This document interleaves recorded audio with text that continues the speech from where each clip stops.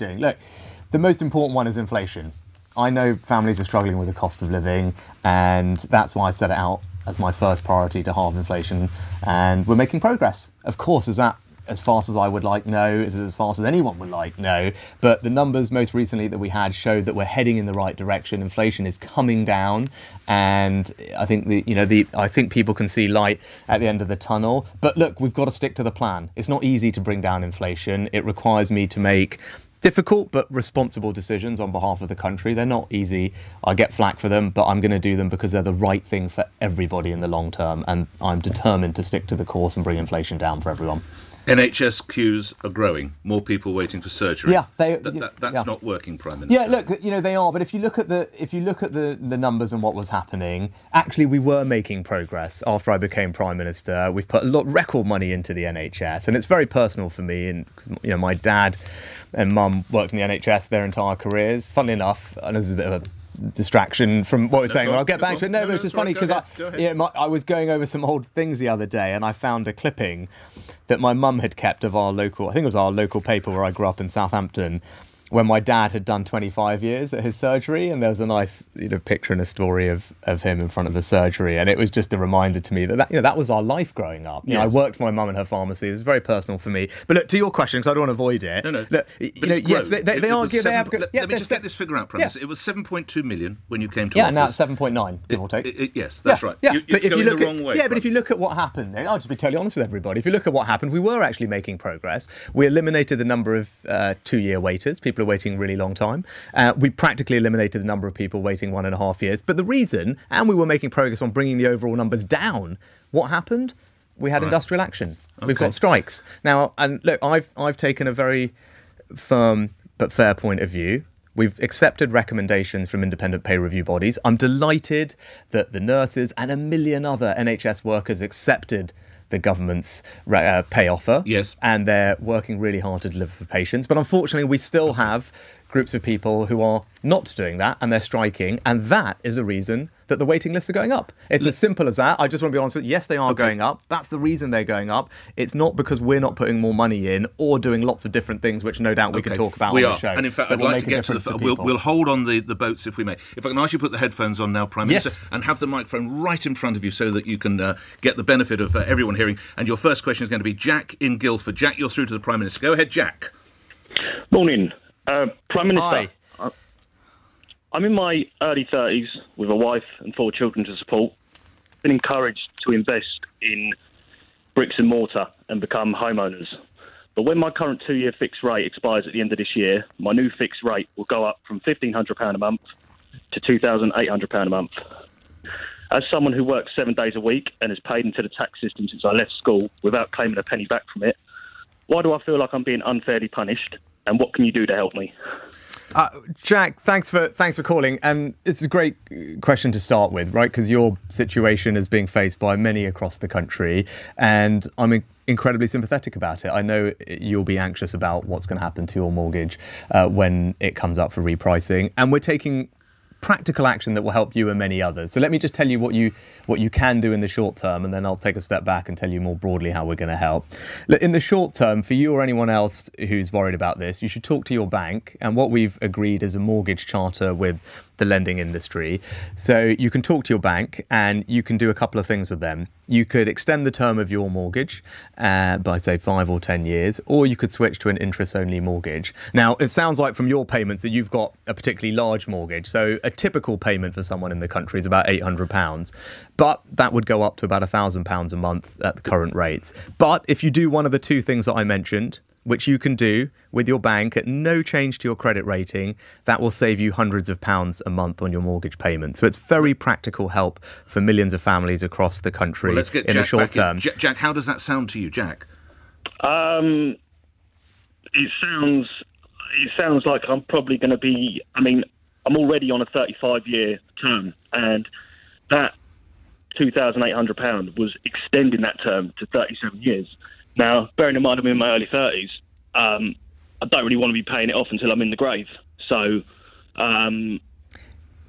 it's something to think about. yeah, something to think about. I mean, we Jack, could see another interest rate tomorrow, Prime Minister. It is widely predicted. It's up 14th month in a row. As I said, look, and Jack, I said, please do talk to your bank, because as I said, everyone's situation is going to be slightly different. But a typical mortgage in the UK, right, for your listeners, as I said, typical mortgage, people have about 17 years outstanding on it. So you can extend it by 5 or 10 years. It will save you hundreds of pounds. But look, Jack, the best way for me to help you, your family and everyone else is to bring inflation down. Now, I know people will probably be, they're listening or they're watching me on telly and they're like, oh, God, he's banging on about inflation again. This kind of slightly abstract economic concept, but it's not abstract. It's inflation that is causing everyone problems with their bills. It's inflation, which means that the Bank of England is having to put up interest rates. And the quicker we get inflation down, the quicker we can ease some of these pressures. And that's why, you've got to trust me, and you've seen me do it during the pandemic. I know how to manage the economy for everyone. I will bring inflation down. I will make the decisions that are necessary, which are not easy, but you can trust me to do that on your behalf and everyone else's, because the quicker we bring inflation down, the quicker we can start bringing interest rates down and ease that pressure for homeowners like you. You are aware, and of course I should tell listeners, you can watch this, by the way, watch us live on Global Player. Prime Minister, you are aware that we are almost certainly going to have another rise again tomorrow, 14th month in a row. In the past, you've told people, hold their nerve. They can't. Some of them can't hold their nerve, Prime Minister. They cannot make the payments. Well, that's why we've put in place these easements. As I said, this mortgage charter will go to his 70s potentially. Well, it's very, but this is really important that we don't want people to lose their homes. I want people to be able to afford their mortgages. And remember, there is an asset sitting behind most people's mortgage, right? There's a home that they own. And again, it's hard for every individual situation. On average, most people have a mortgage worth about £140,000 on a house that's worth about twice that, right? So there's a good amount of equity that they've got. Our job is to protect that for them. That's their savings that they've built up. Now, if you do some of the things I'm talking about, extend the term or switch to an interest-only mortgage, that will give you that relief in the short term, save you hundreds of pounds a month. And and when I say we've got to stick with it, we've got to stick with the plan. All right. The best way for me to help everyone is to bring inflation down, as I'm determined to do. Right. And that requires me to make some decisions, whether it's on public sector pay or not borrowing or having to say no to some people about things. But look, you've got to trust me to do that. That's what a responsible Prime Minister should do. That's what I will do to bring inflation down for all of you. Jack, good luck to you, sir. We go to Richmond, and it is that Richmond. And Joe, you're through to the Prime Minister and your local MP. Joe, go ahead. My Richmond. Your Richmond, right, yes. Not your Richmond. I don't live there, but yes, Richmond, Yorkshire. Go ahead, Joe. Yeah. Well, our Richmond, but yes. Morning, Rishi. Hi, Joe. It's Joe Foster here, and I'm a small business owner. I've got 2 small businesses here in the beautiful Richmond, North Yorkshire. I don't suppose you've heard the news, but last week was a very sad one here. 4 of our very well-established small independent businesses announced that they're shutting their doors because keeping going is just no longer financially viable. And talking to other fellow small businesses, not just here, I mean, to be fair, around the country, many more are on the brink. And asked why, what people are saying, and they're saying it all over social media and in person, they're quoting your Tory policies as the reason why. Everything from increased taxes, soaring cost, impact of Brexit, difficulty finding staff, all combined with the fact that it was your government that crashed the economy and left people without any spare disposable income to spend. So, I mean, I know obviously we're here in a rural economy. It's a nightmare for anybody. But in rural economies and communities like ours, where small businesses are our lifeblood, I mean, it's really serious. So my question to you is, what are you going to do about the fact that your Tory policies are causing small businesses to shut up shop? Thanks, Joe. Always lovely to hear from you. No, look, Joe and I don't, as you can probably tell, share the same politics. We've had healthy debates on Brexit in the past, where we have a strongly. I don't think there's much point asking if she votes Conservative. No. She was very upset that I supported Brexit, but I think that's the right thing to do. And I don't think that's the reason that some businesses are struggling at the moment. I think it has a lot to do with energy bills. Actually, it has a lot to do with energy bills, and it has a lot to do with inflation. When I'm out and about talking to businesses, whether it's at home in North Yorkshire or anywhere else, energy bills are obviously a big challenge at the moment. Thankfully, they are now coming down, and the support that the government's put in place has made a difference. But there's a couple of other things that, were raised, I think it's worth talking about. One is, access to staff. And that is a particular concern, not just in rural areas, but more generally, making sure businesses can get the staff that they need. Now, one of the things we're doing to help with that is reforming the welfare system. Now, because I think at the moment, what we can do is support people into work, better for them, better for the labour market and businesses. So we're reforming the welfare system, which is meaning people are moving off welfare into work. But also, but particularly not got customers. In fact, Joe, you might not be aware. This was actually in the Guardian newspaper yesterday. I don't know if you're aware of this. The businesses that are closing in your constituency, Prime Minister, are the York House Antiques later this year, the Fleece Hotel, Crossview Tea Rooms and Ravensworth Nurseries. And in one of those businesses, they're losing £10,000 a month. And to quote the business owner, nobody is buying anything. There's no cash, Prime Minister. Well, look, every business is going to have slightly different circumstances. But as you can actually see, I've been out and about a lot around the country in the last week or two. I was actually just at the beer festival yesterday, talking to lots of landlords, breweries. Many of them were telling me that actually business is good, that footfall is up, that they're seeing confidence return. These businesses are closing in your own backyard. But businesses, and that's obviously sad. And I said one or two of the businesses you mentioned I know personally, and I'm obviously sad to hear that. Now, every business is going to have different circumstances, and that what happens in economy, businesses are always opening as well and starting up, and I've seen lots of that when I've been out and about recently, which is great to see. But look, what's the practical things that we're doing to help businesses? Because look, I come from a small business family. I talked about my mum. I worked for her. She ran a pharmacy. I did her books, right? That's what I did growing up. I did my mum's accounts, made sure we could meet payroll. We did that for years and years. So I grew up in a small business. I cleaned the shop at the weekend on Sundays. That's I know not what a help struggle the it is. Hotel, the Ravensworth Nurseries. So let me tell you what we are doing. For both of those types of businesses, this year, there's a 75% reduction on their business rates bill. So if you talk to most small retailers, pubs, high street restaurants, cafes, tea rooms, etc., business rates are a thing that will constantly get raised. Because of the policies we've put in place, there's a 75% cut on their business rates bill this year. That's massive saving, worth thousands of pounds for a typical small retailer, cafe or pub. We also, for small businesses, about 40% of them no longer pay any employer's national insurance. Because of something we have called the employment allowance, which is, again, to ease that burden. I increased that as Chancellor. So now, as I said, about 40% of small businesses don't pay any employer's national insurance. Okay. But look, I know things are tough. The best way for me to actually help people is to bring inflation down. Why? Because it will ease the pressures on those businesses. But also, if we bring inflation down, people will have more money to spend. And you accept they haven't got money to spend now, as these people in these businesses in your constituency? Because of inflation. It's not just in my patch, it's across the country. But that Joe has referenced. Right? Okay. But inflation is what is eating into people's pockets. It's into their pay packets, into their savings. That's why inflation is so bad, and we've got to root it out. And when we do, and when inflation comes back down, it will be completely transformative for how people feel about their situation and what they're spending their money on. And that's why it's so important that we get it down. It will have so many other benefits. I look forward to you meeting with Joe at a later date. We must move on. Sarah's in Liverpool. Sarah, you're through to the Prime Minister. Go ahead. Your question. Good morning. Good morning, Nick. Yes, Sarah.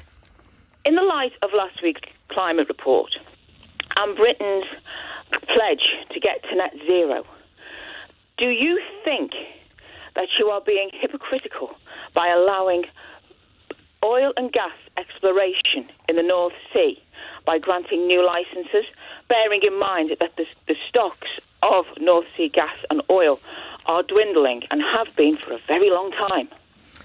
Sarah, thanks for the question. I think this is really important, actually. I'm so glad you asked. Look, I care about net zero. I've got two young kids. I care about leaving them an environment and a climate in better state than we found it and I found it in. But we're going to do that in a proportionate and in a pragmatic way. But on this question of North Sea licences, I 100% believe that what I'm doing is right. I'll tell you why. If you look at the independent forecasts and estimates, even when we meet our net zero target in 2050, around a quarter of our energy will still come from fossil fuels. I don't think people quite realise that, right? But that's the case. So then the question you have to ask yourself is, given that, where would we prefer to have that energy come from? I'm pretty clear that it's better to have it from here at home. Why? Because it's better for our security, so we're not more reliant on foreign dictators like Vladimir Putin. It's good for our economy and jobs. We just had a question about how do we support businesses. Well, 200,000 people are employed in that industry, thousands of businesses, and I'd like to support them. It's also good for our NHS. You asked about that earlier, Nick, because you know what? That generates an enormous amount of tax revenue that we can use to pay for the NHS. And lastly, and for Sarah, it's good for us to talk about this as well, it's better for the environment. Because if I have to get that energy from halfway around the world and ship it here, it will come with 3 or 4 times the carbon emissions. So any which way you look at it, the right sensible thing to do is to use the energy we have here at home as we transition to net zero, which we are going to do. But this is a part of doing that and doing it properly. I have to challenge you. Chris Skidmore, your Conservative colleague who led a review into net zero, says that this is on the wrong side of history. They will not look favourably on the decision taken today. Antonio Guterres, you know who, that's of course the United Nations General Secretary, says, and I quote, "The two truly dangerous radicals are the countries that are increasing the production of fossil fuels." That makes you a dangerous radical. No, because we're reducing our reliance over time on fossil fuels. But you're increasing the production. At home. Yes, which is the right... we're not actually... Truly dangerous radicals are the countries that are increasing the production of fossil fuels, says the United Nations General Secretary-General. Well, so what I would say, not just to him, but more generally is... And to your colleague, Chris Skidmore. Let's look at the record. Which G7 country out of the large countries, America, Italy, France, Germany, us, Canada, Japan, which of those countries has decarbonised fastest over the past years or decades? Which one? It's the UK. Okay. Right? So we should not take any lectures from anybody about our record. Our record is fantastic. It's better than everyone else's. So I think we can take comfort in that. And are we doing the right thing? Of course we're doing the right thing. We're transitioning to net zero. We're increasing the amount of renewable energy. Again, I'd say that's to Secretary General and everyone else. Where's the largest offshore wind farm in the world? Here in the UK. Where's the second largest? Here in the UK. Third largest, fourth largest here in the UK. Your point is well Where made. do we get half of our electricity from this year? Renewables, right? So we are making progress, but it is absolutely right to get energy from here at home as we've transitioned. How have you sold this to two of the most important people in your life? I know how keenly you love your family. You told my LBC colleague Andrew Marr that the questions your 2 daughters, both pre-teens, asked you the most or concerns are climate change. How have you sold that to the girls? Well, I'm sure it's something we'll be discussing over the summer. Haven't they said, "Daddy, what are you doing?" Of course, no. Well, actually, we haven't got into this in detail. Okay, let's posit that they're going to say, "Daddy, what are you doing?" And I'll explain it to them in exactly the way I have. And we have good chat round our table about all these things. But and I've got 2 girls the UN who have says you're a radical, Daddy. Quite different views on things actually between the 2 of them, which is fun at home. So I got ready-made focus group at home. But look, in the same way that I'm explaining it to Sarah and everyone else listening, I'd make the same case to them. We are going to get to net zero. That's my commitment. But even when we're there, we will still need fossil fuels. Okay. So is it better to have them from here at home, supporting people's jobs, the economy, public services like the NHS, and being less reliant on Vladimir Putin? And by the way, fewer carbon emissions rather than shipping things here from halfway around the world. I think those are all just sensible, practical reasons. So yes, that is the right thing to do. You're confident you'll win them over? I am, because I think on this topic, I think like most people, they don't approach it as some kind of, they're not eco-zealots. They're, they actually, I think, are open to sensible, practical arguments. As I think probably most of your listeners are as well. Let's go to another one. Olivia's in Newcastle. Olivia, you're through to the Prime Minister. Go ahead. Hi, I'm a junior doctor and I've been working as a junior doctor for the last 10 years now. I'm an A&E registrar and my experience is that frontline services are so stretched that we're in the position that you have had almost all healthcare workers going on strike this year. How do you think your refusal to negotiate with us improves morale or standards of care? Well, Olivia, thanks for everything you and your colleagues do. You obviously do a fantastic job. I was talking earlier in the show about my family's involvement in the NHS and how personal it is to me. So thank you for that, first of all. We're all reliant on you, and it was a great privilege to celebrate 75 years with the NHS recently. Now, look, you and I sadly are just going to disagree on this, but I'm proud of what we've done. We've invested record sums in the NHS since I became Prime Minister. Not only that, just the other week we announced the first ever long-term workforce plan for the NHS, so we can deliver something that has been asked for decades, and for the first time as Prime Minister I've delivered it, which means that we will train more doctors, more nurses, more of everyone, in fact, dentists, GPs, everything, so we're less reliant on foreign-trained clinical staff. So that's the right long-term thing for the country that I've done and prioritised and put funding behind. And we're reforming how the NHS works to get people the care they need and supporting you and your colleagues to do that. But more staff are leaving. They're jetting off to Australia, I read. Actually, far fewer than people think. And we looked at that. We looked at that as part of considering how to reform the workforce. And that is a smaller phenomenon than people think. And, some of Olivia's colleagues have done that, but it's not the vast majority. So we think the current policy is right. But what I would say is, look, over 1 million NHS workers have accepted the government's pay deal. Many of them on salaries and incomes far lower than consultants and indeed Olivia and her colleagues. That's just the reality of it. And I'm really grateful to them, the 1 million NHS workers, there's several unions, all of whom accepted the government's offer, and the millions of other public sector workers like teachers and others who have also accepted the government's offer based on recommendations from the independent pay review bodies, not the government's view. This is an independent recommendation. Government accepted it. All these other unions and millions of public sector workers, including the NHS, have accepted it. Now, there are a few exceptions, including junior doctors and consultants. That's what's causing the waiting list to go up.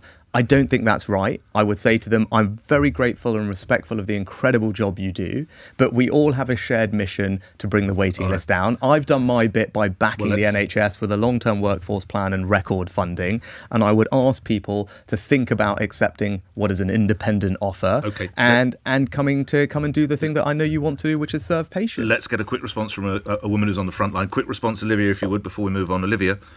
I think it's amazing that we're blaming the increasing in waiting lists on doctors going on strike.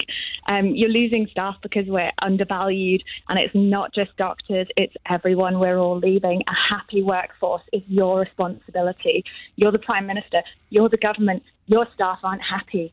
That's your fault. And ultimately, that's not good for patients, because retaining staff is one of the bedrocks of making sure that you have good patient safety. You cannot keep the NHS running with the staff shortages that it has. And to keep us here, you have to keep us happy. That is your job. None of us are happy. I would just say, Olivia, so if you look, when you have the time, please go look at the long-term workforce plan. It's the NHS. I've read it. I get it. It's great. I love the fact that you're bringing in tons of new people, but there's going to be no one there to train or educate or supervise them.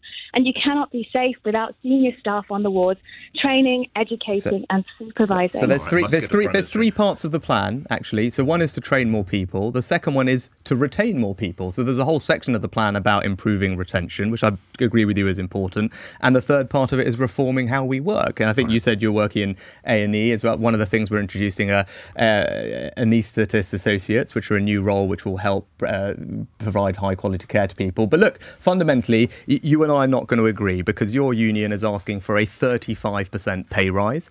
I don't think that's reasonable. I don't think that's affordable. I don't think that's fair. And millions of others have accepted the recommendations, and I would urge your union to do the same. All right, let's go. We are on TikTok and Instagram at LBC. Yesterday we asked questions for you, Prime Minister. We have had literally thousands, many thousands. Let me pluck out two.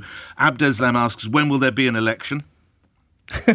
Well, that'll be announced in the normal way. But look, I've got 5 priorities that I set out. I'm keen to deliver those. What part of next year will it be, Prime Minister? Oh, well, maybe I'll come back on your show at some point and we can talk about that nearer the time. I wouldn't like to speculate. But look, I've got a lot to get on with. OK. Nathan says, what should happen to an MP who doesn't speak in Parliament in over a year and takes 2 months to officially resign? I think he might be talking about your colleague Nadine Dorries, who hasn't spoken since July of last year. Yeah, look, your view of Nadine? Yeah, I think people deserve to have an MP that represents them wherever they are. And, it's just making sure that your MP is engaging with you, representing you, whether that's speaking in Parliament or being present in their constituencies, doing surgeries, answering your letters.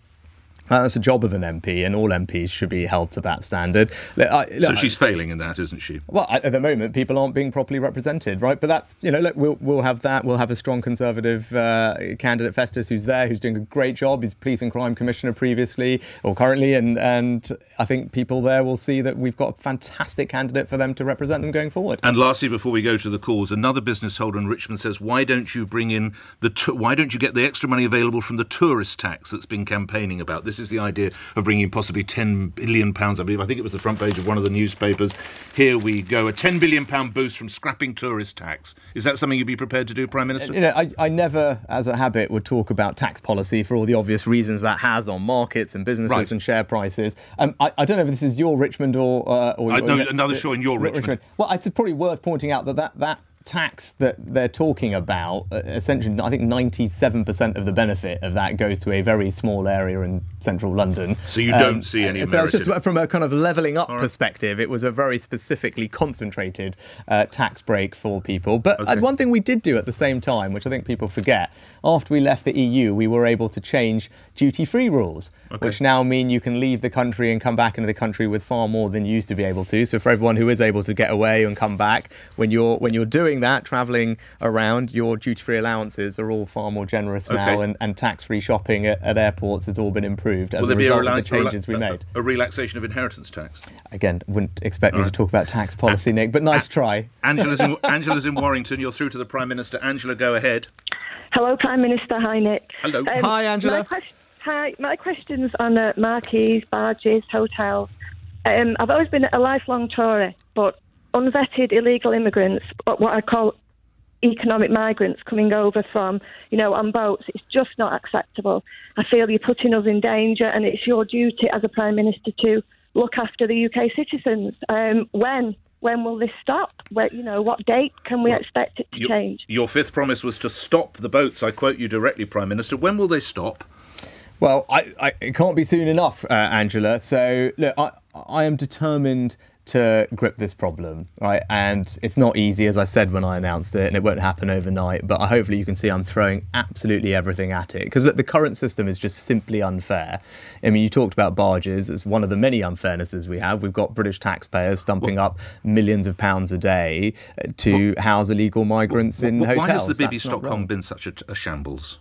It hasn't. No, it hasn't. Look, actually, they first were of all, due to go on yesterday, Prime Minister. They're not probably until next week. I think the point here is not is it next week? Is it yesterday? The fact is, this is an example of me doing something different that hasn't been done before to help solve a serious problem, because I want to relieve the pressure. Yeah, well, it is in the process of being done. There is a barge here. People are going to be put on it, which will ease pressure in local communities. Are you trying to put too many people on? Do you think? Is that the danger? Not at all. Look, but let's take a step back, right? Let's take a step back. What are we trying to do, right? We're trying to end the unfairness of the current system. Yes. Right? Like, I mean, Angela talked about it. As I said, British taxpayers shouldn't be stumping up millions of pounds to house illegal migrants in hotels. That's wrong, and it's unfair, and I want it to stop.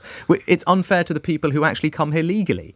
People who wait their turn, follow the rules, are seeing other people jump the queue. That's not British, either, right? Do they? Well, they shouldn't be coming here illegally and jumping the queue. It's also unfair on people who are their lives are being put at an enormous risk as criminal gangs exploit them with these very dangerous crossings. And it's not unfair to all the people around the world that we do want to help, like we have done with Ukraine, because we're a generous and compassionate country. And if our system is being overwhelmed with people who are illegally queue jumping and who are not those people, that's not right. So any which way you look at it, this system isn't right, it isn't fair, it's not just or compassionate, and that's why I'm determined to stop it. And look, my new law... We only have a minute to go. Yeah, but look, so this is really important. We've just passed a new law in Parliament that no other government's done anything like it, which will mean that if you come here illegally, you won't be able to stay, and we will have the ability to remove you. Will Bibi Stockholm be in operation next week? Yeah, the Bibi Stockholm will be in operation as soon as it's passed all the checks and regulations, as soon as possible. Right? Okay. I mean, that's the key thing. But look, this new law that we've passed is incredibly important, and it's one of the many things, together with my new deals with Albania and France, we've returned 2,500 illegal migrants back to Albania already.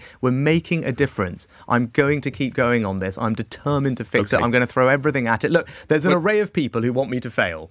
Right? Whether that's the Labour Party, who voted 70 times against the bill, whether that's these dodgy lawyers, a minority of lawyers, as the Daily Mail has rightly exposed, whether it's these criminal gangs, there's lots of people who are lined up to try and stop me, but I'm going to keep going until we stop the boats. When we first met in detail, it was around this time last year. You hadn't had a holiday. It was during the hustings. You hadn't had a holiday for 3 years. I remember we talked about that up in Leeds, if you recall, when we first met. Are you getting a holiday this year? Yeah, I'm actually going off on holiday this afternoon. Oh. So I will. The country will be left in the capable hands of the Deputy Prime Minister. So we're having our first proper family summer holiday in, I think, a few years for sure. About 3 or 4 years. Which I'm very much looking forward to spending time with my kids. I've promised discussing climate change with the girls. Yes, maybe some of that, but also we're going to California, which is where I met my wife. So it's very special to us. But the kids are very excited because I'm taking them to Disneyland. Okay. Yeah. Although who's their prime Disney character at the moment? Who do you think? They have sadly they have grown out of all the princesses, which was a great phase. But I'm very excited. There's a new, well, not that new anymore, Star Wars bit of Disneyland, which I'm very excited about. So they rather fear that we're going to have to spend more time there than they would like. So. Okay. And lastly, how does a Prime Minister and dad of 2, I would imagine, fairly boisterous girls, how do you relax? Because you don't have a glass of wine at all, do you? No, I don't. No, I read your wife does like the occasional glass. Yes, she might, but I don't. But so how do you relax? It's spending time with my girls, which I don't do enough. So this will be really special for us, and it's nice. We rarely get family time. It was nice. We had a night out the other evening to go see Barbie, which was fun. What did you make of that movie? What did I make of it? Actually, you know what? It was good escapism for me. It was very pink. It was good escapism. No, it was good. It was good fun. We had a nice night out. But that's how I relax. It's family time, spending time with my girls.